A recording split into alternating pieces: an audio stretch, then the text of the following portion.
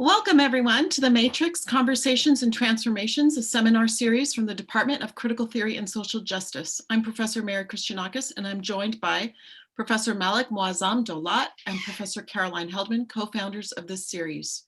We're also joined by co-presidents of the Occidental College Armenian Students Association, Lara Menassians and Serena Pelegian.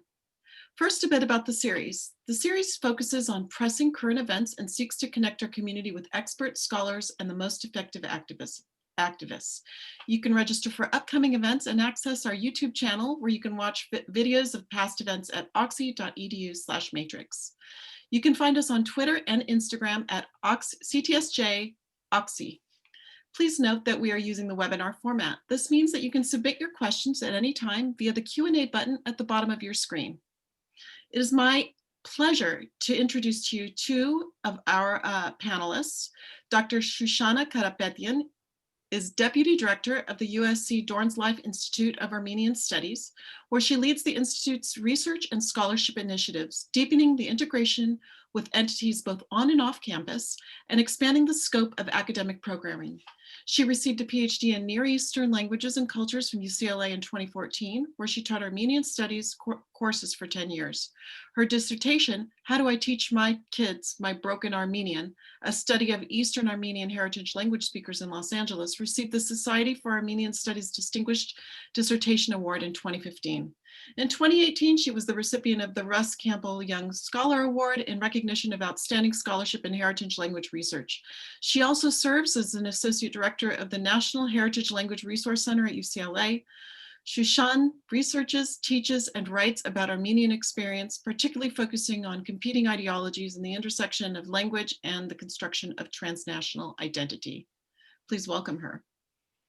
Susana Petrosian is the Associate Director of the USC Dornsife Institute of Armenian Studies, where she manages programs related to the Republic of Armenia and administers the Institute's communication efforts.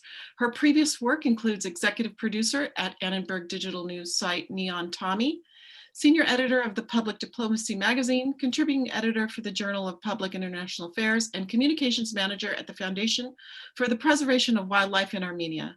Susana is co-founder of the Turkey-Armenia branch of the Olive Tree Initiative at the University of California, Irvine, an experiential education program that takes students on trips to conflict regions.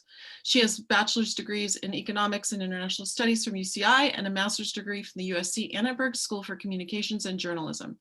Susana is a California certified mediator. Please welcome them both. Thank you so much for being here. And let's just get started with some background, if you don't mind. Dr. Karapetian, so media coverage of the war between Azerbaijan and Armenia is sparse, and for reasons we can discuss. The historical context for the crisis is not likely to be well known to many in our audience. So I was wondering if you could please talk about the history of the conflict over Nagorno-Karabakh or Artsakh, including its unusual geographical demographic situation, and also, if you wouldn't mind, why the region is referred to by these different names. Sure. And, you know, I hope we'll definitely talk about media coverage and the difference between parachuting in and actually understanding the region and the nuances. So historically, this is historic Armenian territory that has thousands of years of history with an overwhelming Armenian majority, particularly in the highlands. But, you know, and often I think the media positions this as ancestral hatreds or something like this. Sometimes they like to sensationalize it by inserting religious conflicts. It's neither of those. This is empires crumbling right after World War I, trying to maneuver and gerrymander their own interests, taking a historically Armenian territory with an overwhelming Armenian majority and setting it up within the boundaries of Soviet Azerbaijan instead of Soviet Armenia with their co-ethnics, in order to please a newly established Turkish Republic that they hope will be favorable to their new Bolshevik communist Soviet empire. So at the crux of this problem is this territory that is over 95% populated by Armenians, that instead of being placed with Soviet Armenia with their co-ethnics, is placed within Soviet Azerbaijan, though given autonomous status, so called the autonomous oblast, or which means province or region of Nagorno-Karabakh. During the 70 years of Soviet rule, the population of Karabakh writes letters almost every decade complaining about their cultural rights, their social rights, their economic rights being violated. So, for example, they are not allowed to study Armenian history, nor Armenian language. Kids are beaten up for speaking Armenian publicly. Instead of studying Armenian history, their choices are Azerbaijani history or communist history. Economically, infrastructure is not as well built in Karabakh as it is in mainland Azerbaijan. So people are constantly aware of the fact that they are cohabiting, but not in equal status. I think this is important to understand. Once the Soviet Union starts crumbling, the Armenians of Karabakh, within the legal framework of the Soviet Union, hold a referendum and claim self-determination. The response by the Azerbaijani government is brutal violence, which spurs into now a full-blown war in the early 90s that results in refugees on both ends. So Armenians from not only Karabakh, but from other centers in Azerbaijan are subjected to violence and then become refugees in Armenia.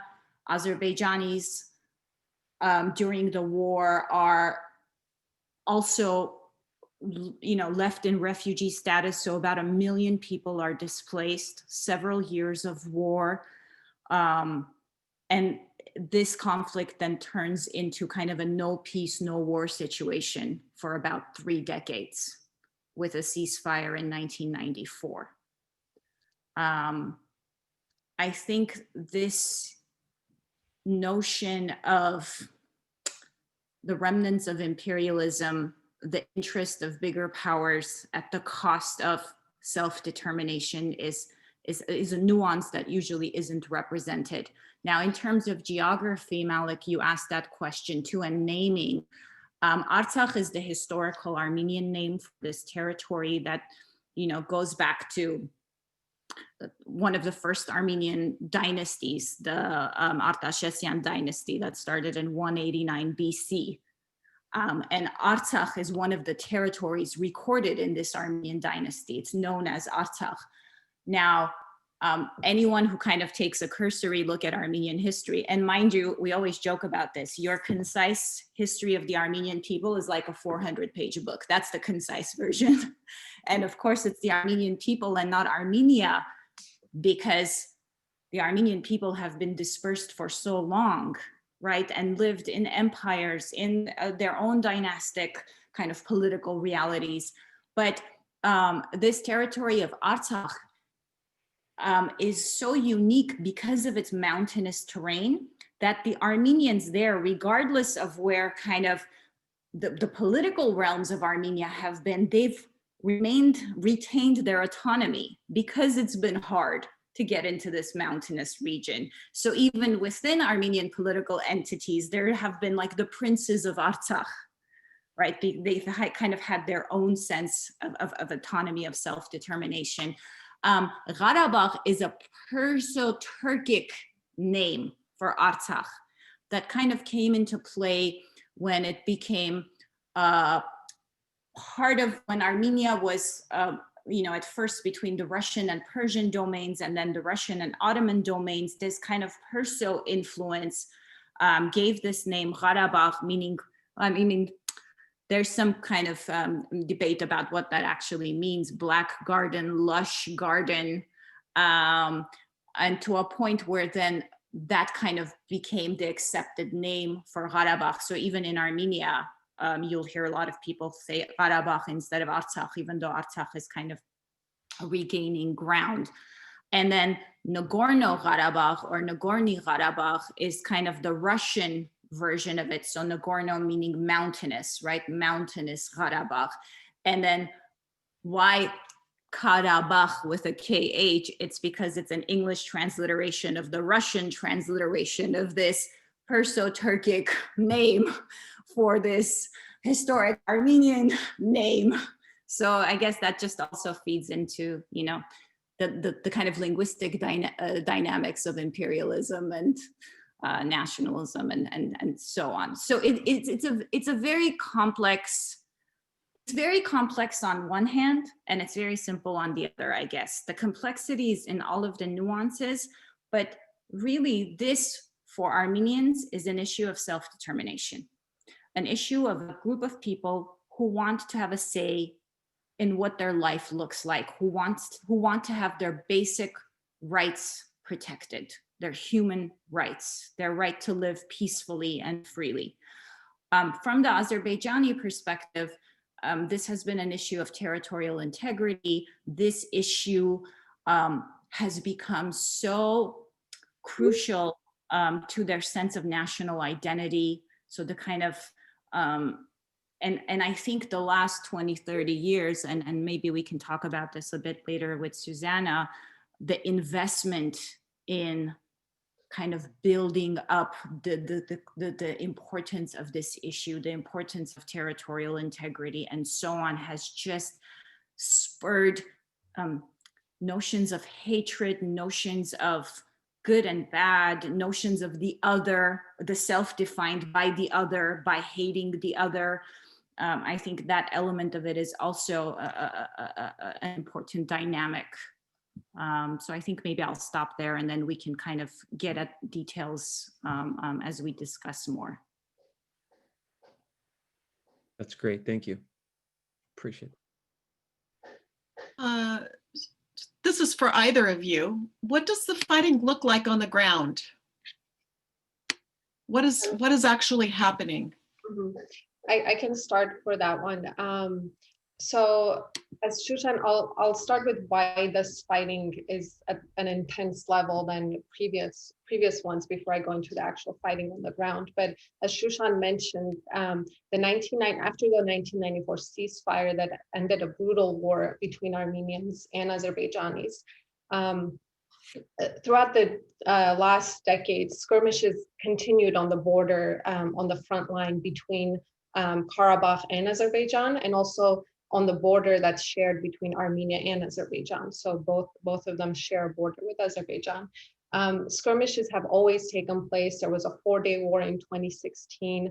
What has changed this time, what has changed that's resulted in the scale of this war, can be attributed to two factors really, which is one of which is the growing revenue from Azerbaijani oil sales, with which it's able to buy both weapons from different countries and other resources, including the latest technology from Israel, and also the heavy Turkish involvement this time. Previously, we hadn't seen this before. This is very unprecedented. Turkey is not only helping with weapons, but also with manpower, most importantly, deploying Syrian mercenaries into Azerbaijan to fight alongside Azerbaijani forces. This has been a very vital part of the conflict because it risks destabilizing the entire region, both right now during the war and after the war. And so coming back to what's happening on the ground is we're seeing frontline intense battles on all sections of the shared border between Karabakh and Azerbaijan. But what we're also seeing is intense shelling of all civilian areas in Karabakh. There's been some also missile strikes into Republic of Armenia territory, but that's very rare at this point. Mostly what we've seen is just shelling of cities and towns inside Karabakh, and this has resulted in 90,000 refugees, which is, it's a very small area. So this is 60% of the population of Karabakh has fled to Armenia. And Shushan was there a few weeks ago, and she can talk about their situation in Armenia. We have seen the use of illegal weapons. Human Rights Watch documented the use of cluster munitions in Karabakh, and also the shelling of hospitals, the shelling of any civilian areas. And I think that if Armenians, or if the world wasn't convinced before this, I think that they're convinced now that any control, Azerbaijani control of that territory would result in ethnic cleansing of Armenians in Karabakh. I think the shelling, the aggression towards civilians has basically proved that at this point. Ms. Petrosian, before we go on to a question I have about the fighting being done, can you give us a sense of why now? Why has Turkey joined this group now at this crucial moment? Mm-hmm. I think if you look at Turkey's politics in the recent years in Syria, in Libya, the notions of pan-Turkism have increased. Then I think it becomes clear. It doesn't seem as surprising. The ambitions towards exerting influence in the South Caucasus have grown. So I think that in that context, it's not at all surprising that it's happening right now.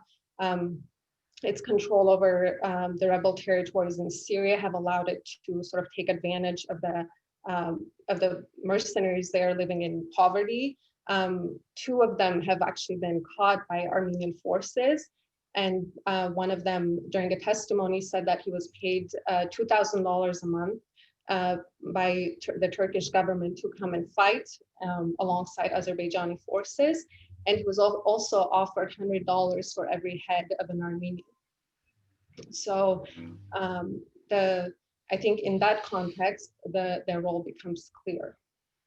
Can you talk a little bit about the weaponry there that's being used? Mm-hmm. Sorry about that. I mean, so anything is being used, and every day we wake up to new things being used. Obviously, in the battlegrounds, it's tanks. What's new in this war is the use of sophisticated drones. Some of them produced in Turkey, the Bayraktar drones, which are very small and very accurate to hit specific targets. So that's one new thing. On civilians, as I mentioned, Human Rights Watch documented the use of cluster munitions. A few days ago, we woke up to images of this like smoke and fire on the mountains, on the forests of Karabakh. And that was discovered to be white phosphorus, which is banned internationally to be used in civilian areas. It's basically a fire starter, but a chemical that takes a long time to burn. And it also is very harmful to the environment. That area is a biodiversity hotspot with many endangered plants and animals. So the damage of that will, be felt for a very long time. The only thing I was going to add is I saw a question in the Q&A about everybody saying winter is coming. How does that help or impact the fighting? Besides the Game of Thrones reference, of course.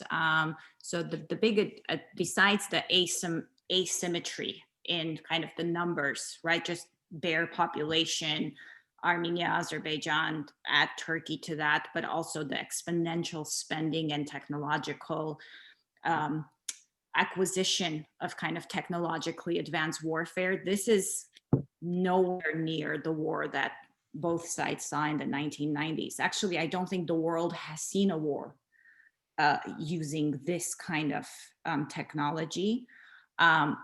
The big advantage besides numbers and weapons and technology is also airspace, right? So you have, when I was in Armenia a couple of weeks ago, you had wounded soldiers talking about literally drones raining on them. So there's just weapons coming on top of you from the sky. And so the advantage of winter, one is the kind of fogginess of the airspace, So the ability for drones to kind of find direct targets, but also the advantage of elevation of the Armenian positions on these high elevations, on these mountainous territories, so that in the winter, the advantage is for the one who has the higher elevation. I think that's kind of the winter is coming discourse. So that's where that's coming from. But with that, to also keep in mind that the previous war lasted for many years during summer, spring, fall, and winter. So we'll have to see how this one develops. Yeah. Do we have a sense of the displaced people, the casualties? What are we talking about here, Shushan? Yeah, so we typically, when we think about Karabakh, we think about the population being, I think the last census counted 150,000 people. 90,000 have been displaced. So that's almost 3/4 of the population. And again, I was there for 2.5 weeks in October. You see displaced families coming by the groups. And these are families who are coming with the clothes on their back that they have had to leave instantly because this was a matter of survival. There are supply drives and donation drives and humanitarian aid taking place all over Armenia. People are housing these refugees in their homes. Hotels are dedicating entire, buildings, taking care of shelter and food. But you can imagine the kind of psychological state of these refugees. They're, I visited a family of 14, from an 80-year-old grandmother to a 2-year-old child who are staying in one hotel room. All of the men are in the front line. The grandmother was herself a refugee from Baku from 1988 when the pogrom started. So there multiple generations of trauma, multiple generations of war, I think. And add to that, I think the Turkish involvement and the kind of rhetoric that's being put out by the Turkish Azerbaijani government of one nation, two states, finishing up what had been started in World War I think this kind of rhetoric is instilling this sense of existential angst, so that this has evolved from an issue of self-determination to now an existential struggle for survival. So like Susana mentioned, war is war and it's terrible, but war has rules.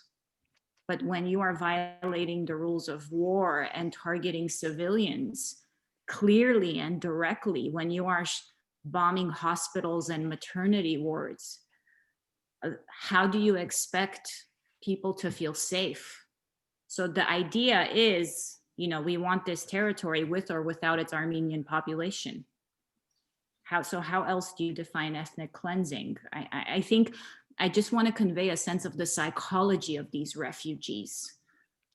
This sense that they don't want us there. Yeah, sounds like an eradication. I'd like to invite Lara Manassians to the conversation. Can I just add one quick thing, just a very small thing? Is COVID being tracked in this region, and what's happening with the refugees coming into these hotels? Just you don't have to go into great depth, but just wanted to ask. Suze, do you want to start? I'll start with the numbers, but you can maybe say what you saw there as well.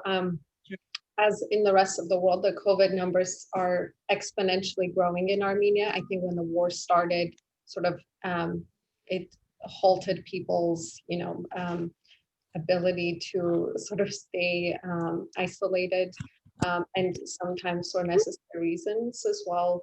In Karabakh, people are who have not left yet, are staying in shelters, underground shelters. These are small, sort of one-room bunkers underground, and usually it's multiple families in the same one.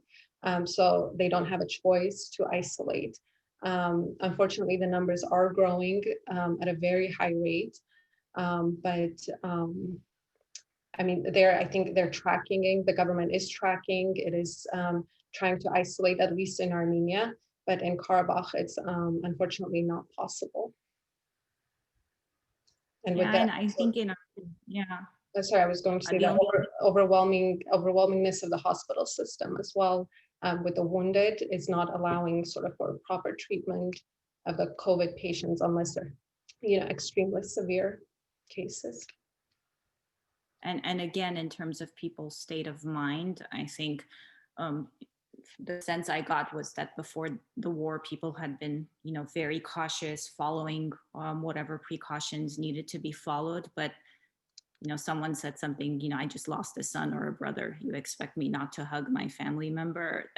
So I think there's that element of what they're experiencing is so much more severe. And yet, of course, there's public officials and health officials saying we can't be fighting war on two fronts, right? One in Karabakh and then a war against COVID. We need to be careful.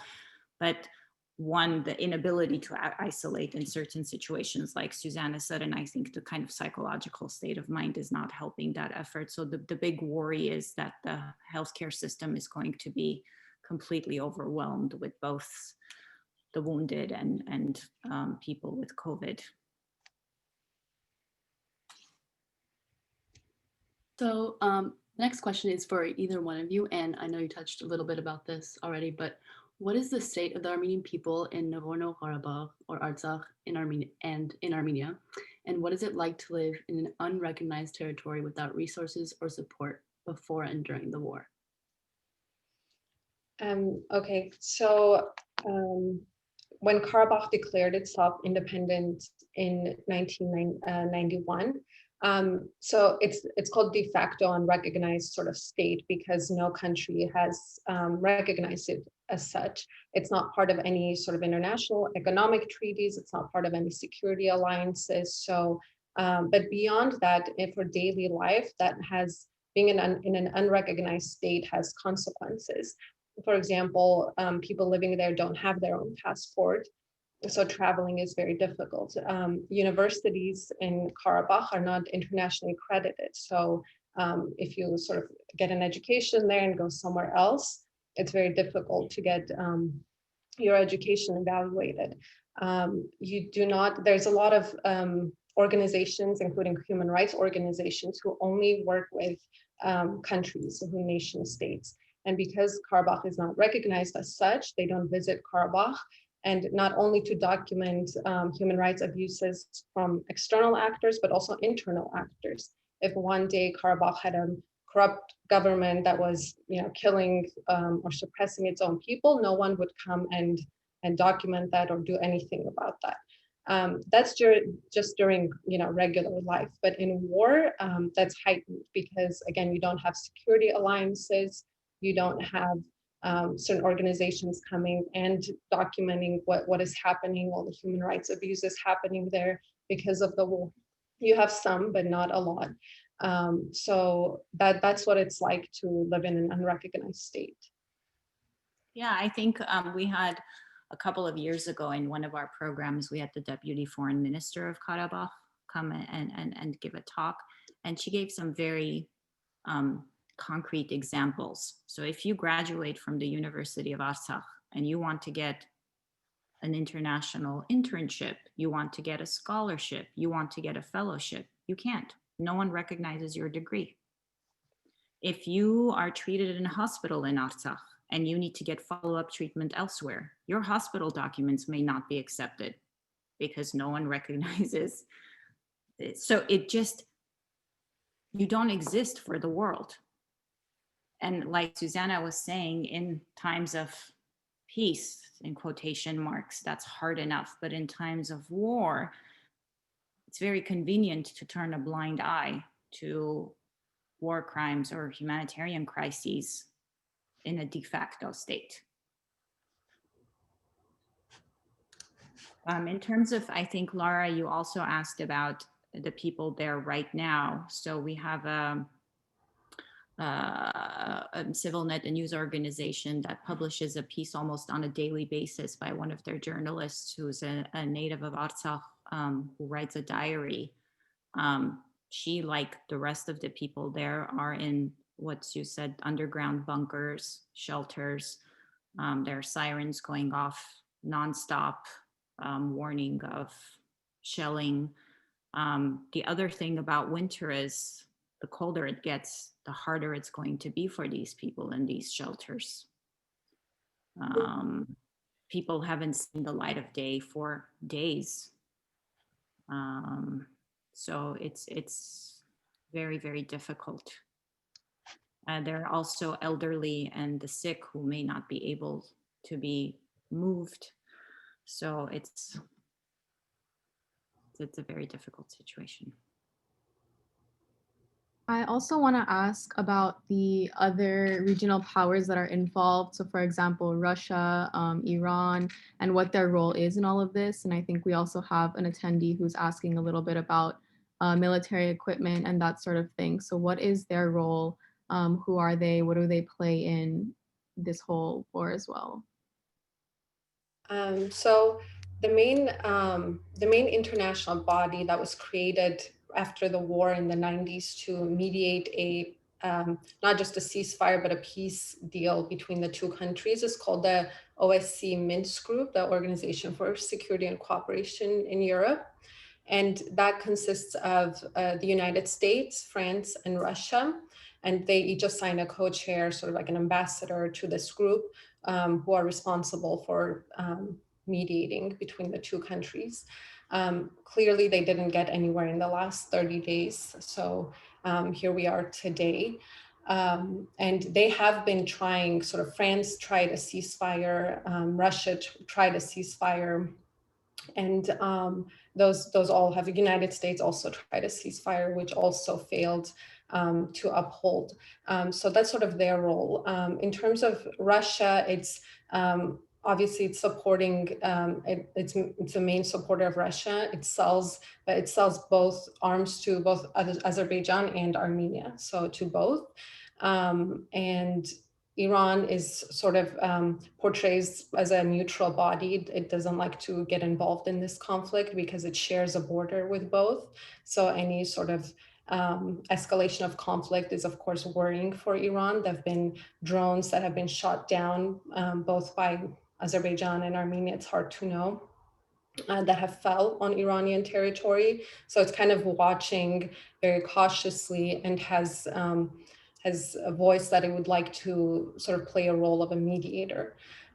Turkey, as I mentioned, is vocally supporting Azerbaijan. It's not, it's not a secret in terms of both weaponry, drones, jets, and the deployment, as I mentioned, of the Syrian mercenaries from that region to Azerbaijan. I think, yeah, that Georgia also is in the region. It also tries to sort of stay as a neutral observer. I think all of the countries are trying to sort of cautiously, as I said, observe and see what's going to happen. Do we have any allies of Artsakh? Who are the people that are ally of helpful? Artsakh is Armenia, which calls itself the guarantor of the security of the people of Karabakh. So the allies of Artsakh would be the allies of Armenia, right? So Russia is an Armenian ally. France takes a neutral role, but has been disapproving of Turkey's pan-Turkic ambitions. In not just in Karabakh, but in the other areas I mentioned. And yeah, Shushan, do you want to mention any of the other actors? Well, I think the whole region is very worried about the presence of jihadi mercenaries. I think Iran is very worried. Russia is very worried. I think Europe is worried and should be worried. And I think Armenia is trying to send a cautionary note saying your silence is kind of, it's going to have its consequences. So I think in terms of President Macron of France, I think he has been a voice in kind of amplifying what's happening. I think Russia is very concerned. And I think the other thing to mention is that Russia has a security alliance with the Republic of Armenia, but the security alliance protects the territorial integrity of the Republic of Armenia, not Artsakh. So can we do a quick follow-up here about the role of Turkey, not just in providing weapons, which I understand a lot of the modern weapons and the weapon advantages coming from Turkish supplies, but their role, and you had mentioned it, Dr. Karapetian, that there was this rising anxiety, existential anxiety coming out of the rhetoric that Turkey's putting out, one nation, two states. We have an attendee, an audience member, and I'm just going to read their question, and you can answer it, in one way best you can. I heard that politically Azerbaijan was divided before this war had started, and that the propaganda being fed to the general Azerbaijani population from this war is a tactic used to unite them politically. That's interesting, but also some of that rhetoric, and we're going to get to this in the next question when we talk about the long history of Armenia and this kind of rhetoric. But that rhetoric is quite disturbing, to put it mildly. Can you just say a little bit about the contemporary rhetoric? Sure. So I think it's important to understand that Azerbaijanis and Turks have ethno-linguistic, kind of a shared ethno-linguistic context. But what's interesting is that during the 70 years of Soviet rule, that wasn't the case. So Azerbaijan, like other Soviet countries, was an atheist society, an industrialized society. So what I'm saying is political leaders will use narratives that suit their needs at the moment. This narrative was not present to this degree.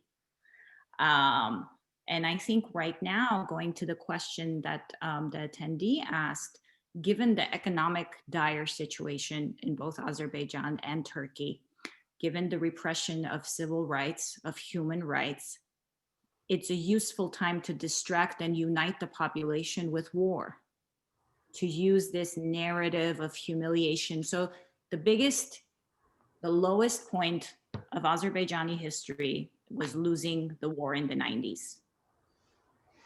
And for the last 20, 30 years, they have invested in this kind of anti-Armenian propaganda. So, you'll have videos of teachers teaching school kids, who is our enemy? Armenians are our enemy. So this kind of narrative that now can be channeled and kind of morphed into action. So I think there's definitely an element of the two leaders inciting this kind of narrative to distract from very serious problems within their own countries. I don't know, Suze, if you want to add to that. Yeah, I'll just bring one example of the rhetoric from Turkey. Few days ago, last week, a Turkish neo-fascist group called the Grey Wolves, which was founded by a member of a political party that's part of the ruling coalition today. The members of the group were walking around and marching around Armenian neighborhoods of France in a march in what was called a Hunt for Armenians. They were shouting slurs, calling on Armenians to come out so they can, throw hammers at them. There was actually some violence at one of the demonstrations. So that's the type of thing we're seeing from official Turkish government. And as Shushan mentioned, the lira, the Turkish lira, the inflation there hasn't been this bad in decades. I think this is part due to just the global financial decline, but also the wars that Erdogan has started in Libya, in Syria, in Karabakh now are costing it. And it'll be interesting to see sort of how this increasing financial crisis inside the country sort of both impacts its government and also the foreign policy. And we're seeing the same thing in Azerbaijan as well. The COVID crisis really sort of brought down the oil prices, despite the wealth of the Azerbaijani elite, the Aliyev sort of family who rules the Azerbaijan, who's ruled it for decades since independence from the Soviet Union. There's major poverty in Azerbaijan. That oil money has not trickled down. So that discontent is at times sort of shows up in public. But of course, a war is a good way to sort of put a blanket over it, at least temporarily. And I think one more thing should be pointed out, that any sounds of dissent are immediately suppressed in Azerbaijan. So if there are those who oppose this war, if there are minorities who are largely being sent to the front line, minorities in Azerbaijan, we're not hearing their voices. Social media is completely censored. Foreign journalists are not allowed. So when we call it an information war, we also mean the state entirely controlling the narrative, both within and without. We also want to talk about, of course, internationally, there have been many protests and demonstrations, and specifically the area around Occidental College, Los Angeles, largest population of Armenians outside of Armenia. And a lot of the protests have been having this rhetoric, not only to stop the war, but to stop another genocide. And for the audience members that are not aware of the history of Turkey and Armenia, if you could please give a little bit of context and why it's not as well known, and what the Turkey's leader Erdogan's statement of another genocide, why those are so significant and dangerous. Yeah, so Armenians have been, so the kind of historical territory of Armenia and the Armenian people, as I mentioned earlier, have been dispersed and divided. But between the 17th and 20th centuries, for the most part, they were divided between the Ottoman Empire and the Persian Empire, and then the Ottoman Empire and the Russian Empire.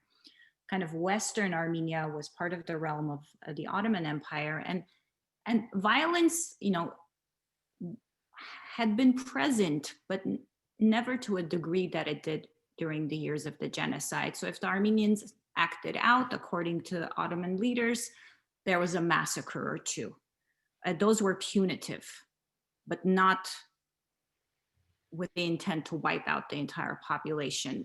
But as the Ottoman Empire started to crumble and started to lose the Balkans, started to disintegrate from within, the Young Turks took control and came up with this notion of a Turkic empire, not an Ottoman empire full of minorities with ethnic and religious and linguistic diversity, but a Turkic empire for Turks by Turks. And the Armenian minority, one was a Christian minority, two had been turning to the West for help, not to break away from the empire, but to improve the quality of life, right? So Armenians, it's actually very similar, right? So Armenians had their economic rights violated, their human rights violated, their cultural rights violated, and were kind of trying to better their situation within the framework of the Ottoman Empire. So they became viewed as this dangerous element that was looking to Russia, that was looking to Europe to alleviate its situation. And the leaders of the Young Turk regime, literally, if you were to look at the definition of genocide, planned a premeditated extermination of an entire group of people. The World War I was used as an excuse, as a cover. The kind of formal narrative was that these people were being moved from conflict areas, but they were just being marched to death. And so 1.5 million Armenians perished, either directly they were massacred, or they died during the march, or due to starvation or hunger or medical issues. Why it's not so well known is because the Turkish state, which is the kind of successor, the next ruling party, and never accepted it. And not only did it not accept it, it invested its identity. So again, I want you to see the parallels in denying it. When I was an undergraduate student at UCLA, if you had a Armenian Studies event that mentioned genocide, there was a couple of Turkish students who had the kind of state-driven narrative of the points they were supposed to make. They invested in setting up chairs of Turkish studies in prestigious American universities that worked on this denialist campaign. So in the Armenian psyche, this sense of trying to be eradicated has been present since the genocide. And if during the first war, Azerbaijanis were viewed as maybe sharing some kind of distant ethno-cultural link to the Turks, but a different kind, the kind of joining of Turkey and the Turkish rhetoric of, you know, brother states with Azerbaijan, and also making references to the genocide, all of a sudden has kind of brought this full circle for the Armenians. I think that's kind of, and why the US, for example, doesn't recognize the Armenian genocide. Increasingly, more and more countries have recognized that the historical facts are clear. This isn't an issue of history. Again, just like when the decision was made to place Karabakh with Soviet Azerbaijan and not Soviet Armenia, it was big powers looking out for their own interests. The US doesn't recognize the genocide because it has a military base in Turkey. And they use it to pressure Turkey anytime Turkey acts out, right? They wag their finger and say, we'll recognize it. I mean, the New York Times has more documents about the genocide than any other news outlet. It was for American humanitarian relief that those who survived, survived. So the US is very clear. The historical context is very clear, but it's about interests. Thank you. I want us to turn our attention to the the many efforts to arrange a ceasefire. Why have they not held? And what could either a Trump or a Biden presidency do or mean in this context? Mm-hmm. Yes, so far we've had 3 ceasefire announcements, 2 by Russia, 1 by the United States, after the foreign ministers met in those respective countries. But unfortunately, they lasted maybe minutes. I think that the efforts or the willingness is not there on the Azerbaijani side, because they do have the upper hand in the military power, in the power of personnel, military personnel. I think that at this point, they have no incentive to sort of stop the fighting. They have continued to have full support from Turkey. So there's no sort of incentive on their end to declare ceasefire. And from what we hear, after dissecting into Azerbaijani media a little bit, it seems that there is full public support for the war, and that ceasefires are not popular in the country because people do want to see this territory as part of Azerbaijan. If there's no incentive, is there anybody sort of wagging their finger enough for punishment? Unfortunately, no, because of Azerbaijan's influence with oil, and because they do, again, have the full support of Turkey, which promises them unending sort of both mercenaries and weapons. So it almost comes at a no cost. The military political leadership, as I said, has enough funds to sort of go on for a very long time, which is the scary part in this conflict. So unfortunately, right now, soon end does not seem likely. I just want to remind our readers that you can ask questions in the Q&A. Mm-hmm. I'm sorry, Shushan? Dr. Karapetian? I was going to say, it looks like the war is being waged without an apparent end game, and the kind of official statements coming out of Baku are that the Azerbaijani leadership was dissatisfied or frustrated with the negotiation processes over the last 30 years. And that's why the kind of war started. But what's interesting is that if they were dissatisfied with the negotiation processes and wanted peace, and now are waging war for eventual peace, the violence and brutality of the war has made peace even more elusive. How are you going to convince these people that they can coexist peacefully if what you're doing right now doesn't show that? I think that's the concern for all of us, and on both ends, that there has been so much investment in this national narrative of hate and humiliation and now brutality. It's just going to get harder to go back to the negotiating table. And to go back to your question about the US elections, I think that what we have seen in the current administration is increased security aid to Azerbaijan and sort of lack of willingness to fully participate in this region. So I think that whichever the next administration is, one thing that can be done in part of the US is sort of cutting of security aid to the party that it believes should stop the violence. It can be more force towards Turkey, and hopefully more involvement, diplomatic involvement in this region. I think some would argue, yeah, I was going to say some would argue that had the US not been missing in action in the last, and not just in this administration, but I think just in the last decade or two, the US has removed itself as the superpower that steps in, which has given regional powers more kind of muscle and more opportunity to kind of exert that muscle. And it, Europe often sits and waits for the US to see what the US is going to do in order to act. So I think that kind of has started this cycle of inaction. Israel, does Israel have a role to play here?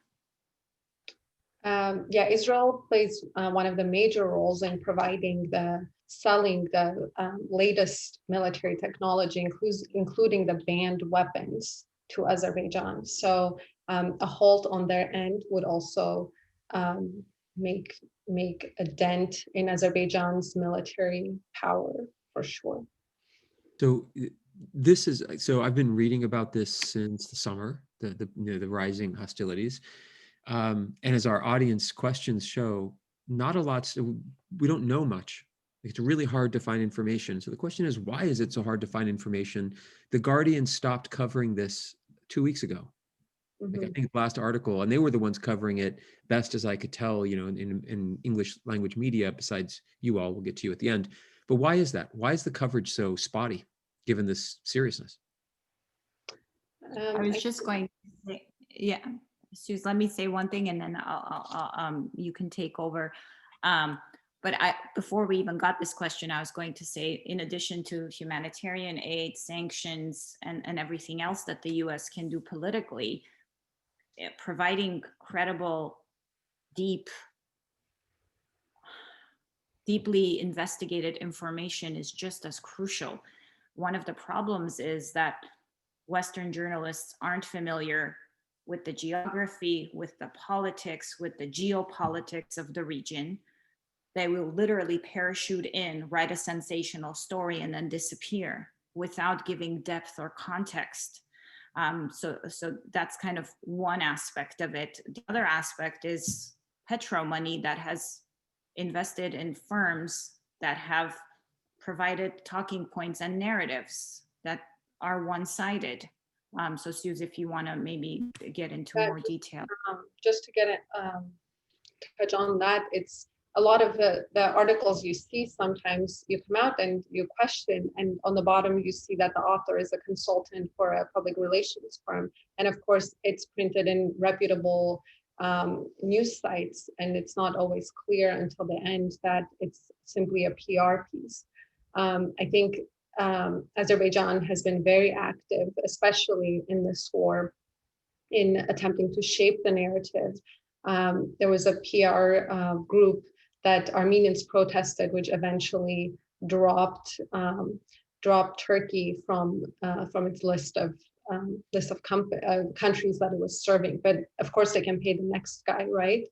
But other than that, I think, as Shushan mentioned, it's a problem of the journalism that we've been seeing in recent years all over the world with the closing of the bureaus and not having sort of regional people who understand the context and the history and the background, I think has resulted in this situation because, as Shushan explained, it's a complicated conflict and a complicated area.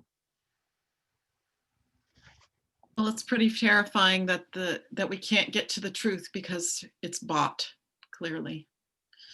Let me see, Laura, did you want to follow up? Yeah.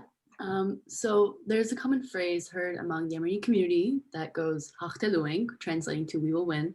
So what is the most likely way of ending this fighting, in your opinions? I'll let you take that one, Shushan. I mean,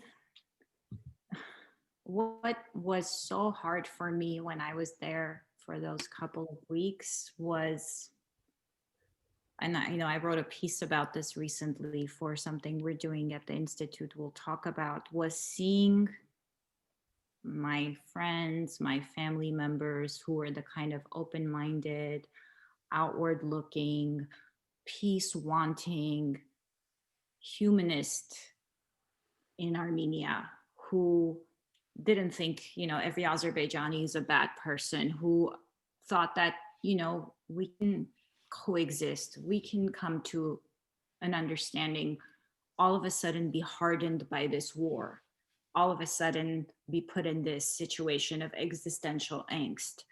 So that's my big worry is, and I said this again, and I don't mean to repeat myself, but after so much violence and brutality, how do you go back to negotiations? Obviously, the first thing that we all want is a ceasefire to stop the fighting, to stop the shelling of civilian areas. And in an ideal world, we want to come to an understanding that both sides agree to, that secures the safety of these people. But for every second that the violence continues, my fear is that that becomes less and less realistic. And if there were elements of society in both societies who were trying to extend a hand to the other side, who were trying to get these two societies to understand each other, who were trying to undo this hate narrative, I'm scared that that progress is going to be stunted.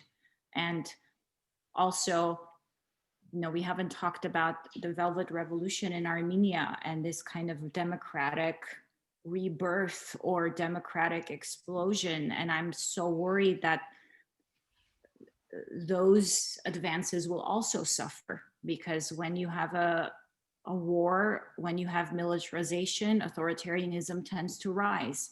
And Armenia was this kind of democratic beacon in an authoritarian region.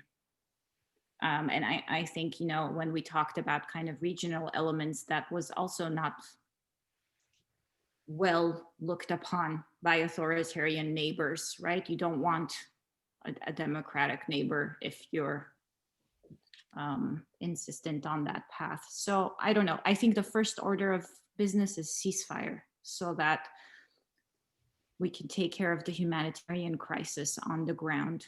We can make sure these wounded soldiers are getting the help they need. The refugees are safe. The bodies are respectfully handled.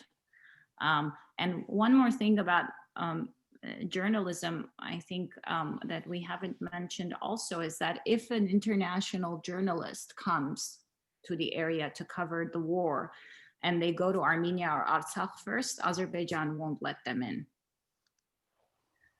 So it's hard to get a kind of comprehensive coverage when one side is not allowing journalists access. Yeah, Susan, I don't know if you want to say anything about, sorry, Malik. Yeah. Two solutions, two paths are visible for me in this conflict. One is acknowledgement of both sides needing compromises, acknowledgement of both sides having grievances. Of course, Azerbaijanis have grievances. Of course, Armenians and Karabakh have grievances. And the willingness to sort of sit down and put all those on the table and attempt to sort of come up towards a diplomatic solution. Otherwise, if this goes on, it has already and will result in a complete humanitarian catastrophe in Karabakh, which could end with ethnic cleansing. I think that those are the two paths. So before we have, I think you answered one of the questions that one of our audience members had, but before we take our last question and then this last audience question, no, rather, let me say differently. Before we take our last audience question, Serena had one more question. If you want to ask that, Serena, and then we'll come to this last piece. And that'll be it, and we'll wrap up. So currently, Armenia is losing many, many soldiers. And what does this mean for the future if we have all these soldiers who are on the front lines? And what does the future hold if that's what's happening now?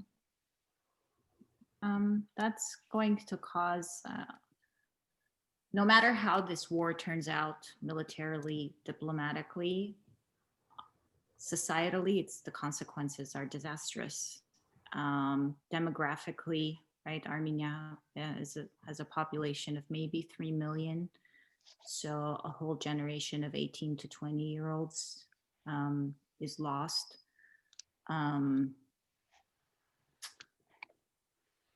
I don't know, every aspect of society, whether it's gender dynamics, whether it's civic duty, whether it's family dynamics, the healthcare system. You know, you have the perished, but you also have the wounded who are now going to come back with PTSD, with both physical and psychological wounds that need to be addressed, who may not be capable to work to support their families, who are now coming back to families who have been refugees. You have the 90,000 plus refugees who are now in Armenia, and those people need care, again, economic, financial, social, psychological support. So the loss is on a magnitude, on a very, very high magnitude, not just, you know, soldiers who have perished, but the consequences of this war on every level, I think are very, very grave.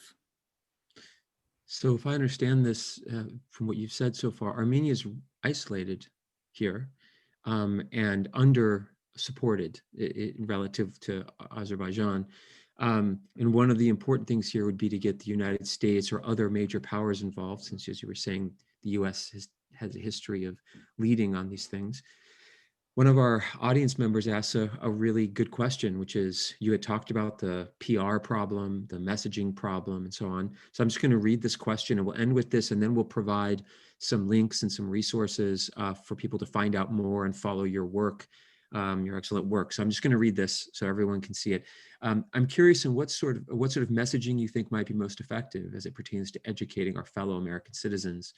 I personally have found terms like indigenous and native resonate with them, as it helps give a sense of the relevant historical reference point for the sort of violence and displacement that Armenians are being targeted with. However, there are also phenomena unique to this situation. The person saying they have a hard time understanding how to talk to their peers about it. Mm-hmm. Suze, do you want to start? Yeah, I think that's a really, really good question, because I think raising awareness, you know, everybody says that, but how do you go about doing it, right? And I think one of the most important ways to do that is, you know, I don't think we require messaging or public relations campaigns. I think that we require just amplifying the voices from the ground. I think following those and just spreading what is happening, because what is happening in Karabakh is not, it's not hard to understand or complicated. What is happening is people are getting shelled in their homes, so they're living underground in basements, or they're fleeing to Armenia. What is happening is Azerbaijan is trying to encircle the territory of Karabakh from different sides and cutting the main road, which has been on and off closed in the last few days the main road between Armenia and Karabakh, which supplies all the humanitarian aid, including food, medical supplies to the region. So with that being cut off, we can assume what will happen there. So I think just bringing out exactly those simple things that are happening in the country is the most important thing. I don't think that it requires complicated messaging or any type of communications efforts, but I think just what is happening on the ground.